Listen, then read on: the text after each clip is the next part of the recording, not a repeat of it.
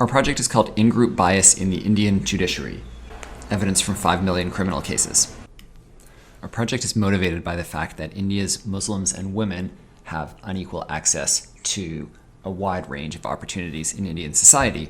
In our view, the judicial system is a particularly interesting area to study unequal access because the entire basis of the judicial system is that individuals who are discriminated against in informal settings should receive equal treatment under the law. India is home to 200 million Muslims, and of course women represent 48% of the population. But they are highly underrepresented in the judicial system. We collected judicial records from 80 million cases. We use machine learning to classify judges and defendant names by religion and gender. We then exploit the random assignment of judges to defendants to look at in-group bias effects when judge and defendant match on gender or match on religion. We are by no means ruling out bias in the judicial system. We are focused on one form of bias at one stage of the criminal justice process. We think it's an interesting stage because it's a setting where bias has been identified in a lot of other studies, but there are many other steps in the criminal justice process. We have nothing to say in this paper on any bias that arrives before individuals arrive in the courtroom. We're just exploiting randomized assignment in the courtroom and focusing on one specific form of bias. There could be large average bias against Muslims and women. For example, perhaps all judges discriminate against Muslims, perhaps all judges discriminate against women. So we're specifically focusing on whether defendants receive different outcomes when they have a judge who matches their identity. Our primary data source is the Indian eCourts platform at ecourts.gov.in, where the Indian government is steadily digitizing and posting records from courts around the country. We are focusing on district-level courts, and below, this is the lower judiciary in India. There are a lot of other papers that one could conceive of and write of with these data. We thought the social value of getting these data out into the world would vastly outweigh whatever private benefit we would get from not being scooped on any of our other ideas with this data set. So all this data is posted at this URL along with a full replication of all the results in this paper. Here's how judge assignment works in India. There's a clear set of rules by which individual cases are assigned to judges. The location of the police station where a criminal charge is first reported, where a first information report is filed, determines the courthouse where the case will be heard. Within that court, there are many courtrooms. The case is assigned to a courtroom based on the section of the charge. And so if you are charged with assault in one particular police station, then you'll be assigned to a particular courtroom. So the assumption underlying our identification in this paper is that conditional on court time and a charge fixed effect, cases are as good as randomly assigned to judges. We're using a very standard estimation here. Here's our balance test. We get very precise zeros.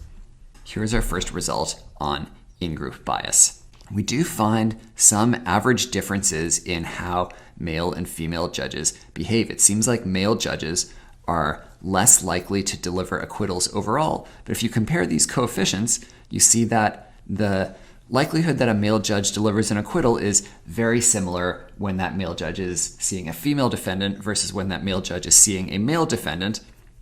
And so the difference between these two is the own gender bias, and we have very precise zero estimates. Here's the same graph for Muslims and non-Muslims. We were able to rule out really small amounts of bias. Identities are very fluid, and some contexts may be particularly effective at bringing out a certain type of identity which may not be salient in a different context.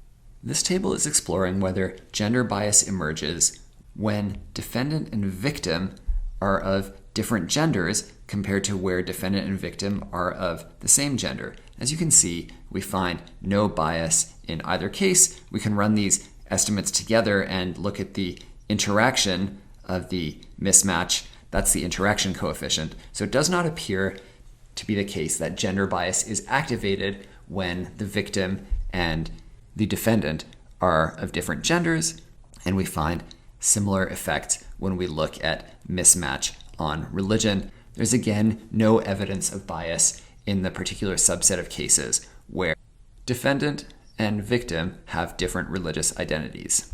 We do find some evidence that in-group bias is activated in the month of Ramadan. So what we're doing here is we're including a Ramadan indicator and interacting it with the own religious bias variable. And the effect is not particularly robust, but it is consistent across specifications at around a 1.5 to 2 percentage point effect. It does seem like during the month of Ramadan, there's a small degree of own religious group bias. Even this effect size remains small compared with other studies, as I will show you soon. To conclude, we found little evidence of substantial judicial in-group bias, in spite significant anecdotal and empirical evidence of discrimination against women and Muslims in broader society, and despite bias of exactly this form measured with empirical strategies exactly like ours in almost all other papers on the topic. All of those papers from countries other than India, of course. We can speculate on several possible ways in which India may be different. The institutional characteristics of the judiciary, whereby the promotion rules for judges are largely determined by more senior and higher ranked judges, could create incentives for unbiased performance. It's also possible that a feeling of similar identity is not triggered because the class distance is so far. There's also plenty of anecdotal evidence that the Indian courts may function as marketplaces where individuals are paying bribes to receive desirable outcomes. The monetary incentive may outweigh the role of preferences over in-groups. Finally, the default hypothesis of very large bias may be overstated, and we think there is some evidence of this in the estimates from the prior literature.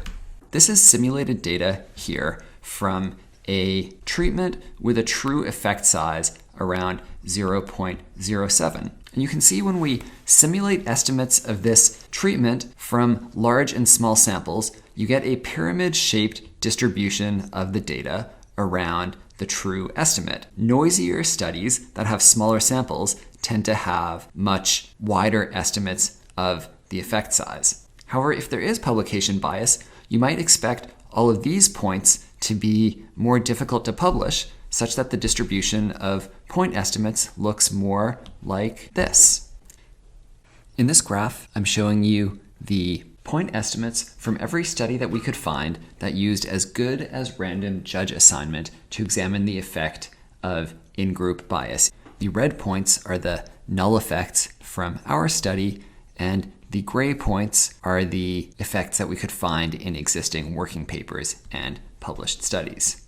The concentration of prior estimates outside the lines indicating statistical significance at conventional levels suggests that there may, in fact, be a body of studies in this intermediate place which are being left in the file drawer and are maybe not being put out for publication. It doesn't say that these published studies are wrong, but it does suggest to us that there may be additional instances of cases where there is no bias, but these papers are not making their way through the publication process. I would like to reiterate that we rejected meaningful in-group bias at the judicial outcome stage, but by no means can we rule out that the criminal justice system is biased as a whole, and there are many avenues for future research. Thank you for listening, and please subscribe to my channel.